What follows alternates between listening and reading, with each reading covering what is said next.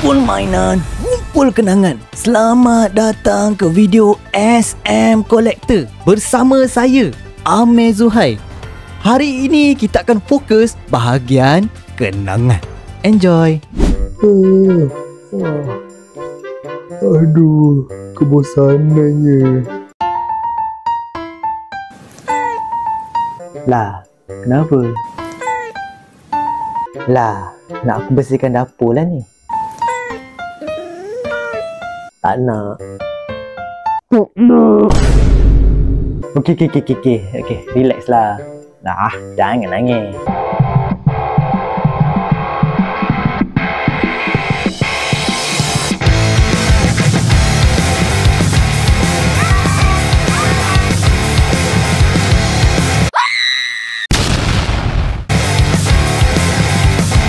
Five hours later.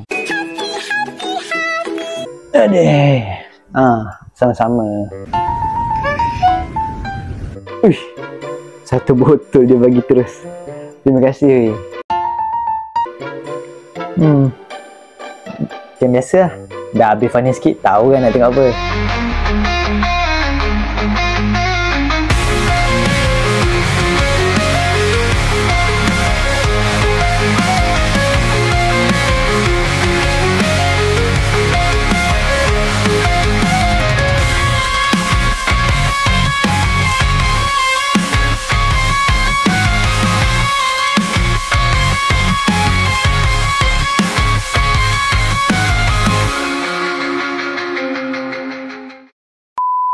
Okey, finally kita dah sampai final episode untuk musim 1 cerita Bobo Boy ni.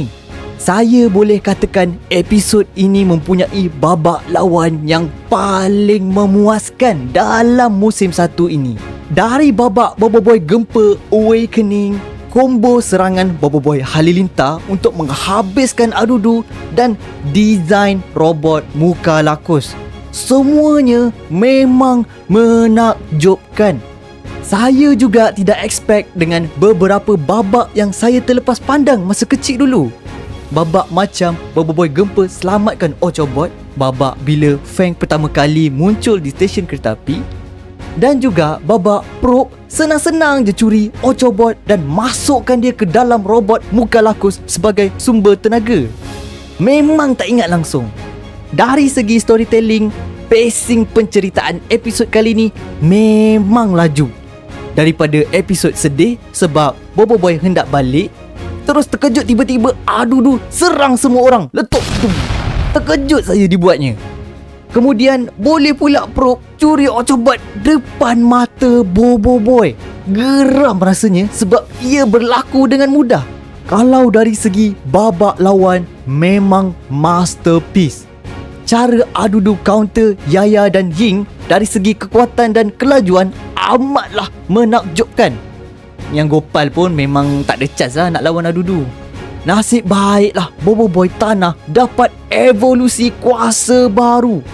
Saya dari kecil amat sukakan babak ini kerana apabila kedua-dua Bobo Boy Halilintar dan Taufan yang kuat tewas hingga nampak seperti tak ada harapan, Bobo Boy Tanah terus bertukar jadi Bobo Boy Gempa dan gunakan golem tanah untuk berhentikan serangan Adudu.